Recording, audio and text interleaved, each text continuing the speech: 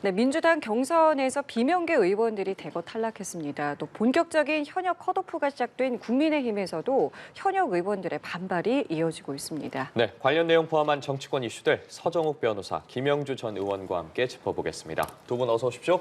안녕하십니까. 예, 안녕하십니까. 네, 먼저 어제 있었던 민주당 경선 결과부터 짚어보겠습니다. 제가 앞서 말씀드린 것처럼 비명계 의원들이 좀 대거 탈락했습니다.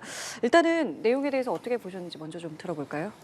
지금 이제 어느 정도 예상된 결과지만 상당히 충격적이다. 정말 이제 어제는 특히 비명 횡산 이런 이제 충격적인 날로 보고요. 제가 보기에 특히 탈락한 분 중에 박광훈 이분은 이제 원내대표입니다. 예. 수원정이거든요. 근데 김준혁 교수 한신대 이제 탈락을 해버렸어요. 그리고 이제 강병원 이분도 이제 김우영은요. 원래는 이제 강릉시장 놓던 강원도당위원장이에요.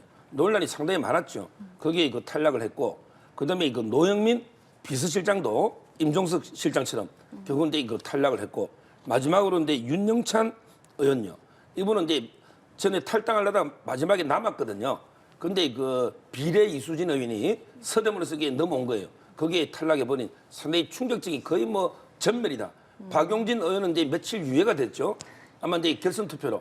근데 쉽지 않을 겁니다. 거의 전멸로 봅니다.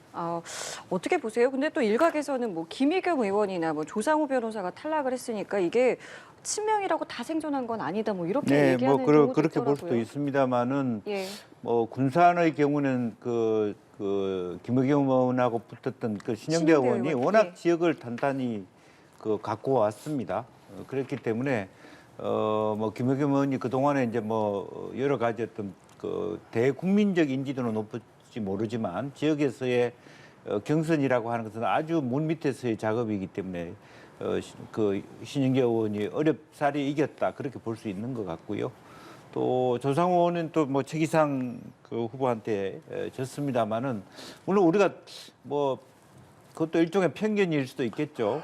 미리 검천에 조상호 의원이 성동을에도 나타나기도 하고 하니까 이 사람은 꼭 어디든 될 줄 알았는데 예. 검천에서 되지 못한 부분이 있어서 조금 그런 부분은 저도 좀 눈여겨볼 부분이다. 또 도봉의 오기영 의원 같은 경우도 살아남았지 않습니까? 이제 그런 부분도 어쨌든 몇 군데 정도는 있습니다만은 이제 결과적으로 김한정 의원도 고배를 마셨고 예. 또 전해숙 의원도 고배를 마셨고 어떤 그런 부분에 대해서 동교동계가 어떻게 볼 것이냐 이런 것들은 이제 앞으로의 과제라고 보여집니다. 예, 짧게 말씀을 해주셨는데 박용진 의원 같은 경우는 이제 결선에 갔어요. 근데 네. 유예라는 표현을 써주셨는데 어떻게 좀 보세요? 그렇습니다. 이 부분은 사실은 룰에 대해서 처음부터 시비를 걸 수도 있는 거죠. 결선 투표가 아니고 3인 경선이었으면 과연 어떤 결과가 나왔을지도 모를 일이고 이성훈 의원이 유일하게 저 지역에서 호남 출신 변호사입니다. 연배는 어리지만 지난번에 국민의당에 갔다 왔기 때문에 좀 늦게 왔습니다만은 박용진 의원이 사실은 그렇게 삼자 구도로 했으면 그냥 말하자면 후보가 될 수 있는 가능성이 더 많았을 텐데 결과적으로 결선 투표가 갔다라고 하는 것은 이성훈 후보의 표를 정봉주 의원이 가지면서 결과적으로 정봉주 후보가 전 의원이 될 가능성이 더 높아진 거 아닌가 사실상 그렇게 봐야 될 것 같습니다. 제가 이제 볼 때 조상호 변호사가 전 거는요. 최기상 의원도 이제 친명입니다. 그러니까 비명으로 선명한 구도가 됐으면 아마 이제 조상호 변호사도 선전했을 텐데 최기상 의원 자체가 친명이니까 같은 친명끼리 붙은 거고요. 그다음에 김의겸 의원은 자꾸 군산의 아들을 하는데 고향은 본인은 이제 대구 칠곡 있잖아요, 경북 이쪽이라고 본인이 인터뷰한 것도 있습니다. 아마 이제 어릴 때 부모님 따라 이제 군산으로 간 거는 맞지만 고향은 아니다는 거죠. 그런 게 상당히 핸디캡으로 작용하는 게 보입니다. 예. 자, 이렇게 비명계 어쨌든 대거 경선 탈락이 현실화되면서 추가 탈당 여부도 관심이 쏠리긴 했는데 어제 탈당 선언한 홍영표 의원 같은 경우에는 더 이상의 추가 탈당은 기대하지 않는다고 밝혔거든요. 기본적으로는 이제 경선을 한 분들이 많기 때문에 경선을 하면 어쨌든 국회의원 후보가 될 수 말하자면 출마를 할 수 있는 길은 끊겼기 때문에 출마를 하지 않으면서 탈당해야 될 이유가 있는가라고 하는 부분이고요. 만약에 그럼에도 불구하고 임계점은 있을 수 있다고 봅니다. 아직까지는 뭐 여론조사상으로 새로운 미래에 대한 호남의 반응이 아주 싸늘합니다. 그렇지만 그동안에 12월 1일, 2월 달에 탈당하신 분들은 다 비호남이었어요. 근데 지금부터는 소위 호남이거나 동교동계가 탈당을 하기 시작합니다.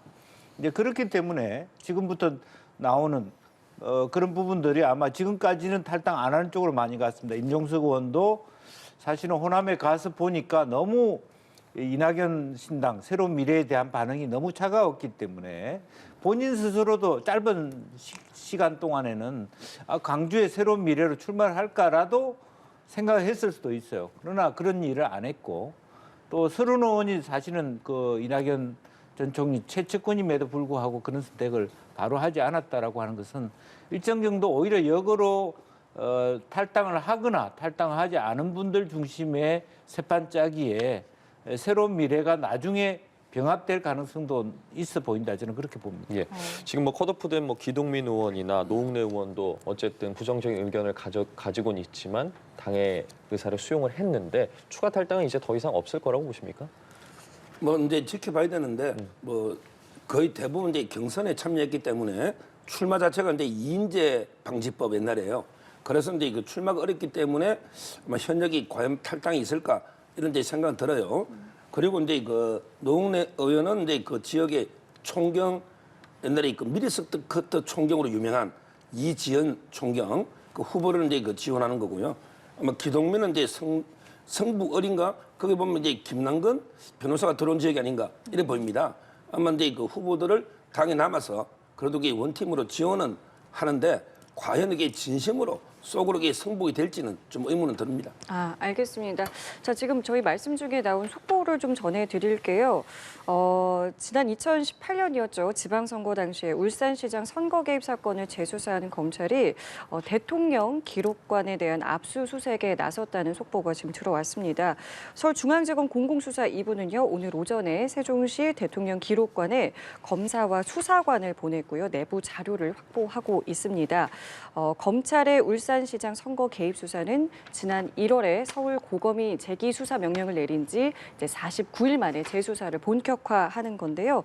이것과 관련해서 두 분께 좀 의견 좀 여쭤볼게요. 일단은 대통령 기록관을 압수수색하고 이제 재수사를 본격화한다. 이 부분 좀 어떤 의미로 좀 봐야 되겠습니까? 뭐 아무래도 이제 황운하 의원이 불출마했습니다만 1차적으로 황운하 의원에 대한 어떤 수사, 조사 부분이지만 그것이 어느 선까지 올라갈 거냐, 임종석 전 비서실장까지 갈 거냐, 또 혹은 이분이 이제 어쨌든 울산시장 선거의 원인이 결국 문재인 대통령의 친구라는 부분이 있었기 때문에 민정수석실이나 또 임종석 비서실장이나 또 더 나아가서는 문재인 대통령 본인과의 어떤 그 지시사항 이제 그런 것들이 있었는지를 한번 살펴보겠다 그렇게 보여지고 그런 부분은 지금 대통령 기록관 압수수색 한다는 것은 단지 황운하 의원에게만 수사 범위를 한정하지는 않겠다는 의지로 보여집니다.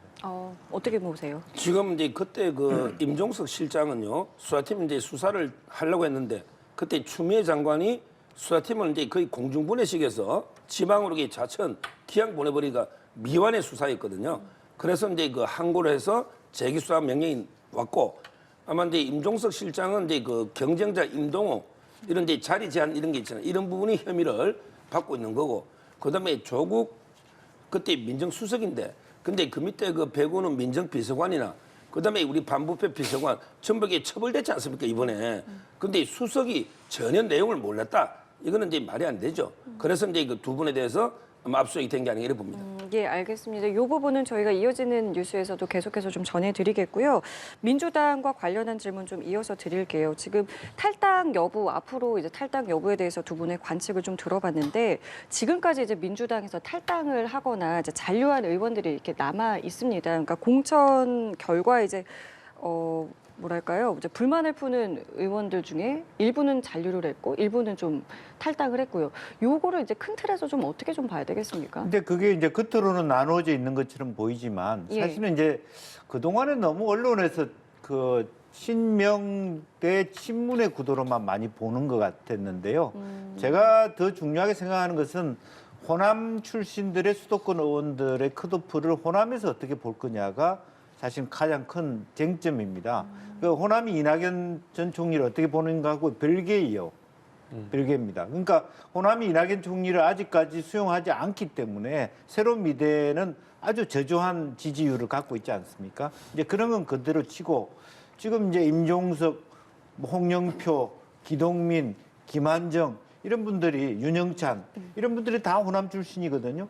또 전해철 의원은 아직까지 기다리고 있는 예. 상황입니다만은 그렇게 했을 때 과연 호남이 그렇게 포용적으로 여전히 이재명 대표하고 분열을 하면 안 된다라는 입장을 취할 것인지 거기에 따라서 당 밖에 있든 안에 있든 예. 실제적으로 집단적으로 일정한 임계점이 도달하면 이낙연 신당에 대하여 호남이 옛날에 과거의 국민의당처럼 지지로 표변할 수 있습니다. 아직 그거는 한 달의 시간이 남아있기 때문에 그건 또 지켜봐야 될 지점이고 그래 따라서 개별 탈당, 개별 입당의 문제라기보다는 전체 말하자면 기조를 맞춰서 뭐 경선을 참여했더라도 10명의 호남 출신의 말하자면 컷오프 되거나 경선에 탈락된 분들이 이건 더 이상 김대중이 혹은 노무현의 민주당이 아니다라고 선언하기 시작하면 이제 그때부터는 분당 상태가 되는 겁니다. 그래서 그러면 이제 이미 당 밖에 계시는 분하고 당 안에 계시는 분이 세판짜기에 들어가는 거고요. 또 새로운 미래는 부분적으로 거기에서 다시 합쳐지는 그런 하나의 어떤 그 변수가 아직 남아있다 저는 그렇게 봅니다. 그러니까 오늘 홍영표 의원도 이제 탈당한 의원들이랑 이제 회동을 좀 갖는다고 하는데 지금 보면은 새로운 미래 바로 들어가는 건 또 아니에요. 그러니까 지금 앞으로 좀 관계 설정이 어떻게 좀 진행될 것 같으세요? 아마 이제 그 소규모로 이제 여러 텐트를 칠 겁니다. 새로운 미래라는 이제 그 원래 기존 텐트가 있고 그리고 이제 그 홍영표 의원도 이제 민주연합이든 연대든 네. 민주연대 네. 이런 식으로 이게 또 텐트를 치는 거죠. 그래서 나중에는요. 결국은 이게 최종적으로는 빅텐트로 저는 이제 만난다. 최종적으로 이게 합친다고 봐요. 선거 직전에는. 그러면 이제 그 지금 호남 민심은 상당히 민주당을 많이 떠나가고 있습니다. 저는 어디로 가느냐? 바로 이제 비례는 조국 혁신당으로 갈 겁니다. 아마 이제 상당히 조국 혁신당이 광주나 호남에서 선전한다. 그쪽으로 가고요. 그다음에 그 지역구도 지금 이제 민주당 후보가 그저 묵지는 못할 거예요. 이번에 그 권향엽 이런 이제 공천 파동도 있었죠. 예. 단수했다가 이제 또 경선 바꿨잖아요. 이런 이제 공천 민주당 공천에 대한 불만이 많아요.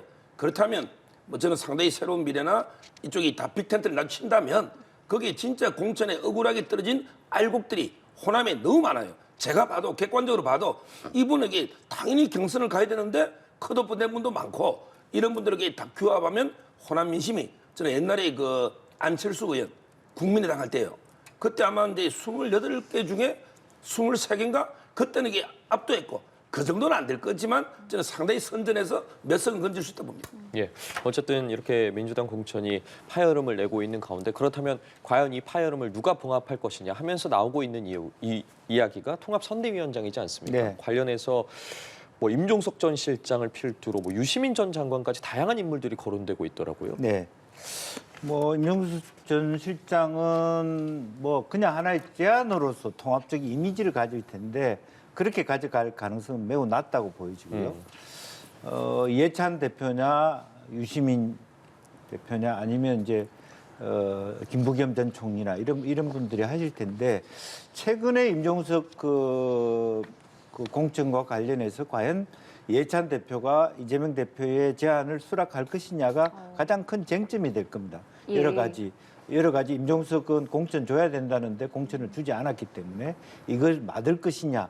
그렇기 때문에 이해찬 대신에 유시민이라는 인물이 등장하고 있는 거 아닌가 그렇게 생각하고 이탄희 의원 같은 경우는 상징적인 인물이지만 여전히 전체 그 선거를 총괄하기에는 아직까지 부족하다. 개인적인 어떤 뭐 혁신성이라든지 그런 이미지는 있을 수 있습니다만은 통합선대위를 가늠할 만큼 크지는 않다. 왜냐하면 이 통합선대위는 사실은 이제 비례대표 정당하고도 관련돼 있고, 즉 비례대표 정당과의 관계돼 있다는 것은 소위 우리 사회 진보 시민단체를 포괄하는 그런 원로들과의 관계거든요. 예. 조성우라든지 박서훈이라든지 이분들하고 충분히 논의를 할 수 있는 정도의 그릇이 돼야 돼요. 그렇기 때문에 단순히 이탄희 의원이나 그런 분들은 하기는 쉽지 않다. 그러나 좀 더 내려오면 유시민 정도까지는 가능성이 있어 보이지 않느냐 그렇게 봅니다. 네, 여러 후보들에 대한 평가해 주셨는데 누가 가장 유력하다고 보십니까? 지금 이제 그 선대위원장을 두는 이유가 뭡니까? 바로 이제 외연 확장, 중도 쪽으로 이렇게 그 확장을 위해서 두는 거 아닙니까? 그런데 이해찬, 유시민 이런 분들이 중도로 확장하는 이런 이미지는 아니잖아요. 아마 이제 진영 내에서 진보 진영 내에서 일정 지지는 있지만 그렇게 중도나 더 나아가서 합리적인 보수까지 끌어올 수 있는 이런 분은 아니거든요. 그리고 이제 그 제가 보기에 이미 유시민 이분은 이제 현실 정치를 떠났고요. 그다음에 이해찬 이분도 이제 임종석 공천과 관련해서 좀 갈등도 있고 또 이제 여러 건강 문제도 있다 합니다. 전국 강행군이거든요. 그리고 이제 이탄희 이분은 이제 인지도나 많이 낮아요. 전 국민이 인지도 높은 건 아닙니다. 일부 지지층은 있지만 따라서 제가 보기에 가장 적임자는 김부겸, 그다음에 정세균 이런 분들인데 이런 분들이 협조 안 하겠다잖아요. 협조를 안 한 거예요. 공천 파동에. 따라서 상당히 구인난을 겪을 것이다. 이래 봅니다. 알겠습니다. 이재명 대표도 이제 본격적으로 총선 행보에 나섰습니다. 이제 지원 유세에 나서고 있는데 어제 같은 경우는 양천갑에 갔어요. 이제 황희 의원의 지역구고 대표적인 이제 친문 인사인데 어제 뭐 하나의 민주당 이런 것들을 이제 외쳤더라고요. 그 근데 행보 어떻게 좀 조금 보셨어요? 아쉬운 부분이 있죠. 이제 예. 이재명 대표가 실제로 지지했던 후보가 황희 후보가 아니었기 때문에 그런데 경선에서 이렇게 뭐 혹은 뭐 그럼에도 불구하고 황희 후보한테 간 것이 아니라 그 상대 후보가 어떤 결격 사유가 있어서 어쩔 수 없이 황희 후보한테 간 것에 대하여 이렇게 그럼에도 불구하고 이렇게 공천 파열음에 대한 어떤 뭐 다른 대안으로 난 저 친문 후보도 공천이 된다는 걸 보여주는 이제 그런 쇼 아닌가 그렇게 보여졌습니다. 그래서 뭐 어렵사리 그런 부분이 김영주 지난번에는 이제 김영주 의원이 떠나간 데에 갔고 어제는 이렇게 황희 의원한테 갔습니다. 황희 의원 입장에서는 뭐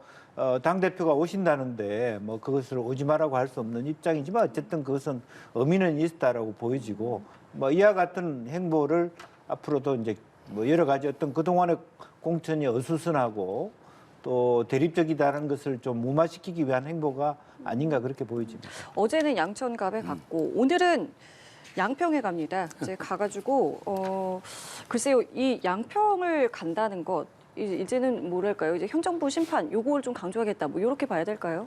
아마 이제 그 원희룡 국토부 장관 때 양평 고속도로 있잖아요. 이거는 이제 김건희 여사 일가 땅값을 이제 올려주기 위해서 노선을 바꾼 거 아닌가? 이제 이 의혹을 계속 점화시키려고 가는 것 같아요. 근데 이게 황당한 게 그게 IC가 아닙니다. 예를 들어 이제 그 처가댁에 땅값이 오르려면 집 앞에 IC를 하나 딱 내주면요. 그러면 이제 진입로가 있기 때문에 땅값이 오를 수가 있죠. 근데 뭐냐? 제시입니다. 제시라는 건 뭐냐면 이게 그냥 고속도로끼리 갖다 붙이는 거죠. 진입할 수가 없어요. 제시가 더 가까이 집 앞에 오면요. 소음 나고 사생활 침해되고 오르게 땅값 떨어집니다. 땅값 떨어져요. 진짜 이게 처가댁 땅값 올려면 IC 만들어줘야지 제시를 하겠습니까? 이거는 말이 안 되는 게 공세고 이런 식으로 그냥 괴담 수준의 뭐 파우치 뭐 목사님 파우치가 어떠고 그다음에 양평이 어쩌고 이런 게 괴담 수준의 공세로는 선거를 이기기 어렵다. 지금에도 정상적인 정책 경쟁을 하시라 이렇게 권유합니다. 예, 관련해서 원희룡 전 장관이 이재명 대표가 최고위에서 한 발언을 두고 허위사실 공표 혐의로 고발을 했거든요. 네.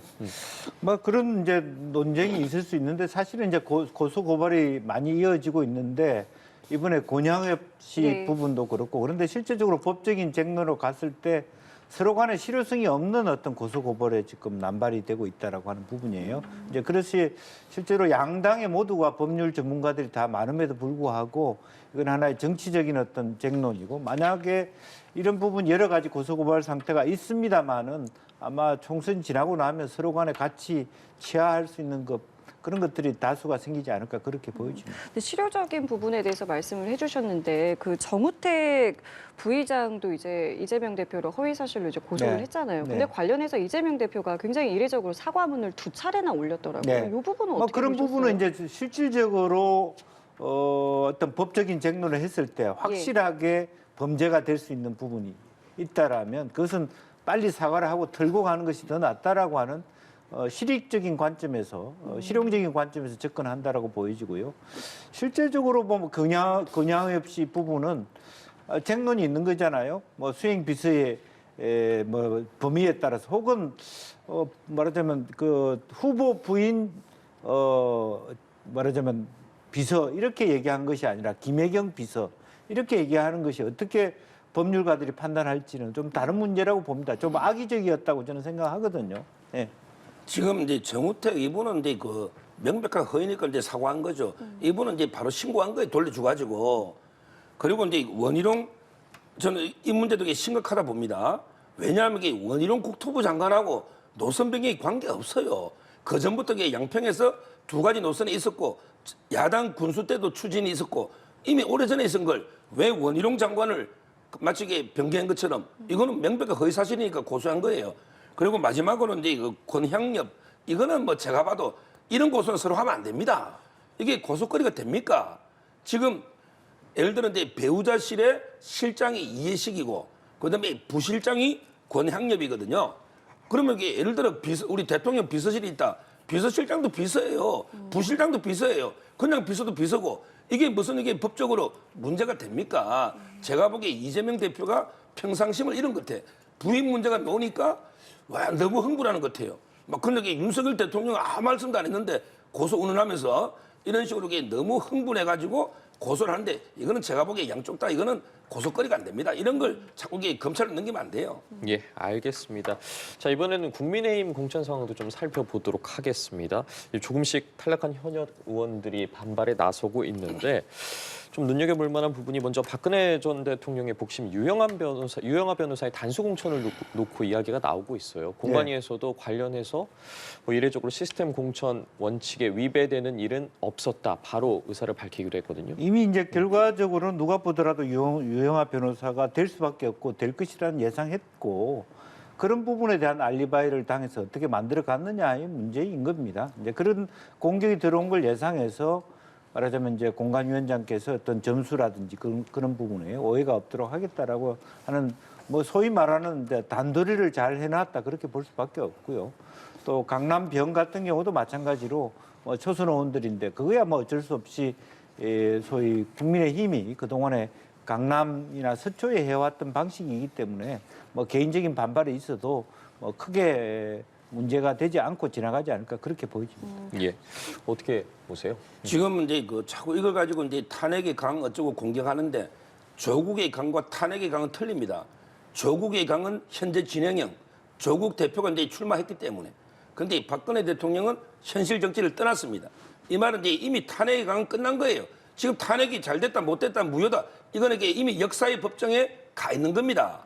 그러면 유영하 변호사를 공천한 거는 뭐 탄핵의 강 이게 아니고 뭐냐면 이제 그 보수 대통합. 박근혜 대통령이 보수에 어느 정도 지분이 있어요. 그리고 박 대통령이 워낙 유영하 변호사를 지지하고 있잖아요. 따라서 이제 보수 대통합을 위해서 정무적인 판단을 일부 한 거죠. 근데 문제는 점수도 앞서고 그다음에 정무적 판단도 저는 두 개가 섞여 있다. 결국 시스템 공천이라는 게 공천도 정치입니다. 이 말은 이제 시스템에 따라 점수도 중요하지만 정무적인 판단 좀 하는 게 이게 공천이죠. 그러면 이게 허수아비가 합니까? 공천도 정치입니다. 따라서 저는 보수 대통합을 위해서 유영하 변호사를 그냥 정무적인 판단이 일부 가미돼서 점수도 앞섰지만 공천한 거예요. 홍석천 의원 물론 이게 훌륭한 의원입니다. 이분이 제일 방송도 많이 하고 정말 이게 당을 잘 이끌어 왔어요. 이게 안타깝지만 대성적으로 선당후사로 수용해야 된다 이래 봅니다. 국민의힘이 하는 거는 정무적 판단이고 민주당이 하는 거는 이재명 사천입니까? 말이 안 되는 거죠. 민주당도 정무적 판단을 하고 있는 것이고 또 그래서 실정한 후보들이 정무적 판단에 따라서 다음 총선이나 혹은 다음 그 22대 국회라든지 또 다음 대선을 위해서 당 전체가 정무적 판단을 하고 있다 그렇게 봐야 되겠죠. 예, 그 탄핵의 강과 관련해서는 뭐 개인적으로는 어떤 의견 갖고 계세요? 글쎄요, 그거는 지금 현재 뭐 공천에서 중요한 건 탄핵의 강이냐, 뭐 조국의 강이냐 그게 중요한 게 아니라 당이 얼마나 국민들이 봤을 때 합리적 공천을 했냐 안 했냐의 문제인 거라고 보여지고요. 만약 조국의 강이 문제가 있다면 조국 신당에 대해서 그렇게 국민들이 많은 그 20% 가까운 지지를 할 리가 없잖아요. 그 강이 문제라면 여전히 국민들이 여전히 그런 부분에 대해서 조국의 강이라고 하는 것은 민주당 입장에서는 늪이 될 수도 있지만 지금 현재 있어는 오히려 민주당보다 훨씬 조국 혁신당이 훨씬 더 윤석열 정부하고 잘 싸울 수 있다라고 생각하는 부분도 국민적 지지가 있다는 것을 윤석열 정부가 유념해야 된다고 봅니다. 알겠습니다. 일단은 한동훈 위원장 같은 경우에는 이러한 어떤 국민의힘 내에 있던 공천과 관련한 반발에 대해서 오늘 그러니까 최소한의 기강이 필요하다라면서 뭐 유경준 의원 같은 경우에는 사실 이제 다른 지역으로 재배치하기로 했다가 이제 철회를 했고요. 그다음에 무소속 출마의 경우에는 이제 본인의 선택이지만 복당은 없다. 이제 이런 이야기들을 이제 했거든요. 이런 어떤 분위기에 대해서는 어떻게 보세요? 지금은 이제 기강은 좀 잡을 필요가 있죠. 뭐 어떤 분은 거의 뭐 분신 시도까지 하신 분도 있잖아요. 그런 게 부적절한 태도입니다. 그리고 이제 그 유경준 이분도요. 강남병이면 가장 그 텃밭 중에 텃밭입니다. 제가 보기 갑을병 중에 제보 찍으라면 강남병을 갑니다. 그 정도로 이게 텃밭인데 여기서 이제 그 본인이 한번 했잖아요. 근데 거기서 계속 2번, 3번 하겠다. 이거는 이제 염치가 없다고 저는 봅니다. 그리고 이제 그 고동진 사장은요. 제가 판단하기에는 이게 영입 인재 중에 탑입니다. 이분은 원래 비례 2번 주도 돼요. 삼성전자 갤럭시 신한 탑입니다.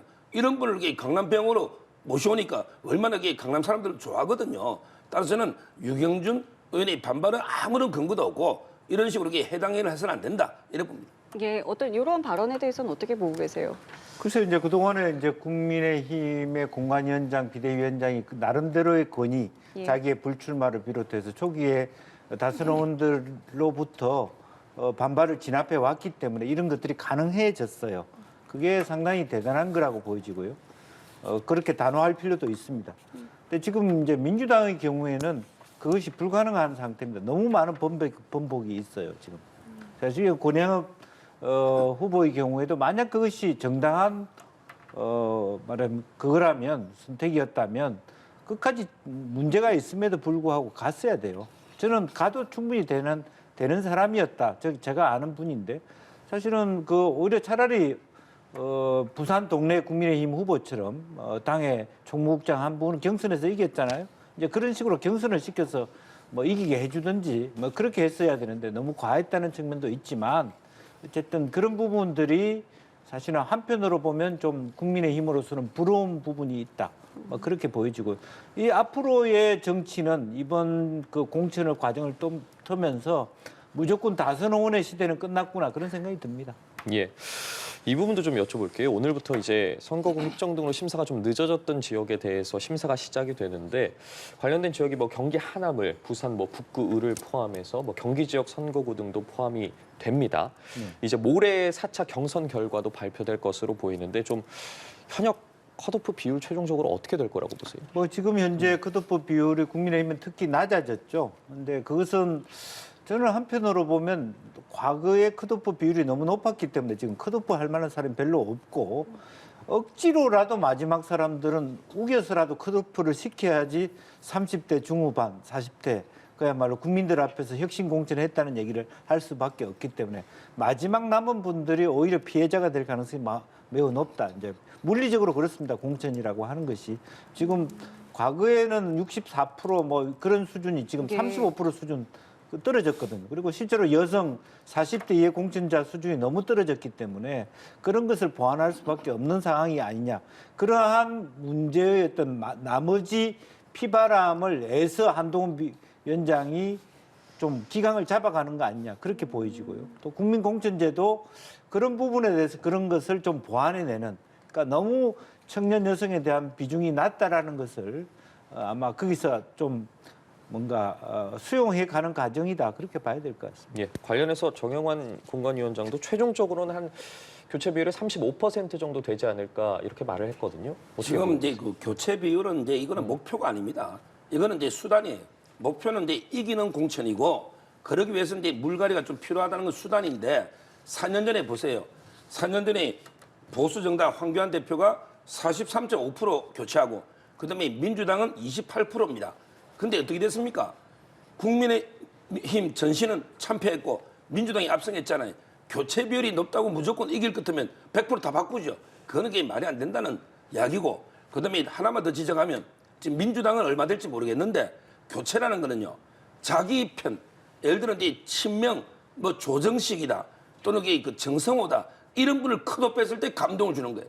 근데 상대 비명을 대량 학살해가지고 교체비를 높여놨다. 이거는 이게 공적 갈등이지 이거는 감동이 아닙니다. 저는 민주당에서는 전부 이게 비명이 행사했기 때문에 교체비율이 얼마 되든 간에 상당히 공천 갈등이 시달릴 것이다 이렇게 봅니다. 알겠습니다. 오늘 저희 두 분 말씀 여기까지 함께 할게요. 지금까지 서정욱 변호사, 김영주 전 의원과 함께했습니다. 두 분 감사합니다. 고맙습니다.